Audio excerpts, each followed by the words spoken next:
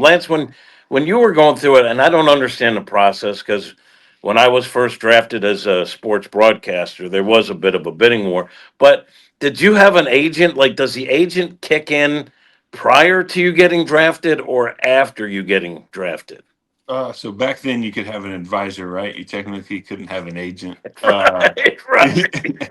That goes back uh, to like the all-time dumbest, most like I don't. I mean, the word phrasing mattered. Yeah. So, yes, you had someone helping you out along the way, being able to talk to teams and kind of, decipher the what's going on, so you can kind of have a good idea. I mean, every team, I've noticed, every team has a different way of doing it. Everyone thinks that they're reinventing the wheel, and it's the same old thing. Can the kid play or not? And then where's he fit and what's the thing? And as a system or as drafts go on, then they start drafting for need if they're looking for college arms or this or that. So the process is always going to be similar, but it's also changed by, like you said, each team's drafting differently each year, or you got a new GM or new minor league coordinator that they don't know what they're trying to fill up their rosters in different ways. So the draft back in the day used to be 50 rounds when I came out. Now was it 20? 20. So I mean, it's definitely changed a lot, and these guys nowadays have to hit on these draft picks too. So it's definitely a different, because you don't have as many. You can. Matt Carpenter was like a late, like a 13th round pick and stuff like that. I mean, that's still doable, but you're looking at guys that went in the 20s, 30s, and 40 round picks. Those are gone now. So you got to get a hit in those. You got to hit in those early rounds to really make sure your organization kind of keeps flowing. That's for sure. So draft's definitely an interesting time of the year. And Matt, you're a guy with experience from yourself, from your other son. Do you have an agent guiding you through the financial thing, or do you take the bulk of it, under your own watch because you've been through it? No, I mean we're using Scott Boris, who I had, and Jackson is representing Jackson. I mean it's still negotiating. There's still stuff that I'm not. I could I make a contract happen? Sure, but could I negotiate the best situation for Ethan? No. So I think it's certainly. I don't know any kid that's not represented by an agent at this point. That's not. I mean, I think that the only time that you can do it is more like when you're an older player, you're going into free agency, you have a number, kind of like say Lance's situation where he's going to play for a certain amount of money, and if he doesn't get it, he's not playing. I mean, he doesn't need an agent to tell teams, hey, if you don't pay me this, I'm not playing, or if it's not this city or that city, or when you have the control and you have the power, then you can be your own agent. When you need somebody to help negotiate with teams to get you the best deal you can get, I mean, we're not equipped to do that. So, um, I think every kid, like I said, I don't think there's any dads that are. I mean, unless you have a dad who's an attorney that can write a contract that you're willing to, risk missing out on a few things that the dad might not know about. I mean, I don't know of anybody that's doing that in baseball these days. So, yeah, every kid has an agent, and you can call them what you want. I think they're allowed to call them agents these days. I don't think there's any rules anymore about anything, but yeah, every kid has an agent. The NILs of the world have kiboshed any worry about calling anybody an agent anymore. That's the least of their worries. What is your view of NIL? Because look, let's be honest. In some sports, the kids are going to take a pay cut going pro from what they're making with their NIL in college. Start with you. Lou. What is your view of that? I, it's about time that the athletes got something, but is it controlled enough? Because it seems like it might be out of control at this point. It's getting a little. I mean, it seems like it's getting a little crazy, especially in the football and basketball things of the world. But that's also the big money revenue makers for all these universities. So for me, I'm under the if a kid comes to college and he, like Johnny Manziel at A&M, he built A&M to, and then he was getting in trouble for making a little bit of money on the side. Like, I find that to be the joke, but it's like I struggle with.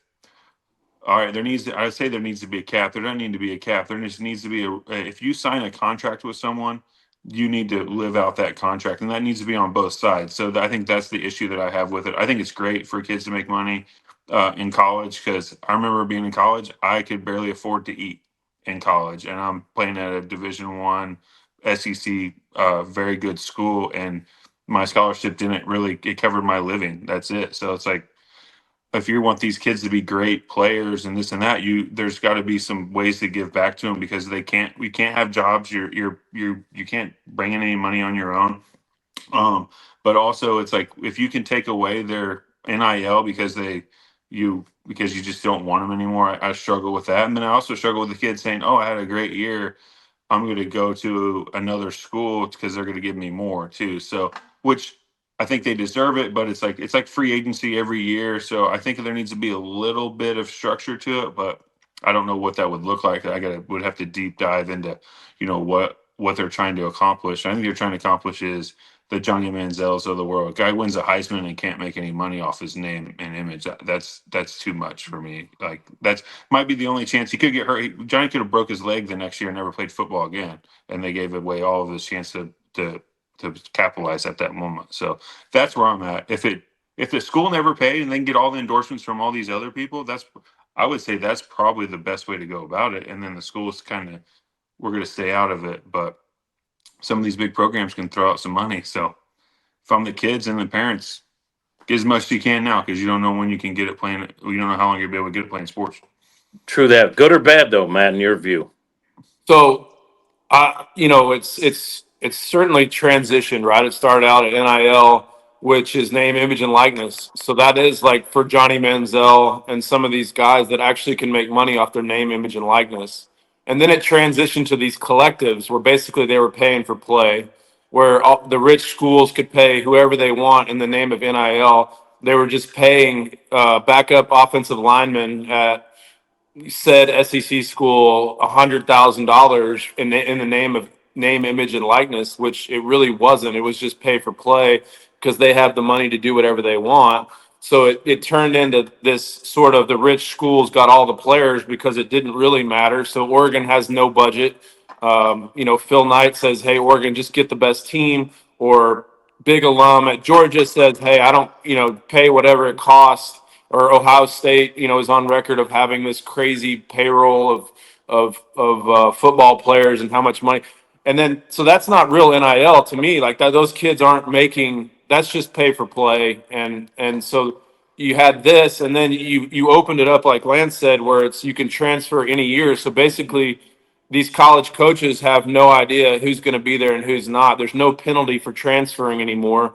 So a kid can basically take the highest bid every single year. So putting a roster together and trying to plan for your program, and you start talking about baseball, and you're trying to plan with the draft, and then you have kids that can jump in the portal at any point and take the highest bid. It's not name, image, and likeness anymore. It's basically just free agencies. So now, they've passed this rule for the revenue sharing. So the House just passed this rev share where every school, at least in the Power Four conferences, has $21 million and what they're calling a rev share. And then now the NIL has to be real NIL, which is approved by an outside source, a third party, is seemingly going to get things back to more of a college, somewhat level field, which I think is good. So they're talking about football is going to be roughly 15 million of the 21 million of every one of these Power Four conference schools. And then you got men's basketball probably taking up another 3. And then the rest of the sports are going to get divvied up, whatever the schools want to. And then now they have that kind of money to go out and pay their players. And then I think it's up to $600. They don't have to report. So if you get a $599 card signing, or you go to the local car dealership and sign autographs for $600 or whatever it is, you don't have to report that to the NIL third party. So I think the rules are trending back towards like a college experience, somewhat of an even, where all of the schools in the power conferences are on the same like wavelength, so that like stuff that used to matter matters again. It's not all about how much money you're giving me. I mean, look, you can't put the toothpaste back in the tube, but I certainly think kids deserve money if they're good enough and that they're really NIL. I think that's great. I mean, I advocate that, but it's just gotten to the point where it's kind of been a free for all, and so I think this new you know, ruling, it's going to be interesting to see how it sort of levels the field again, and if there's more schools able to compete at the top again, moving forward.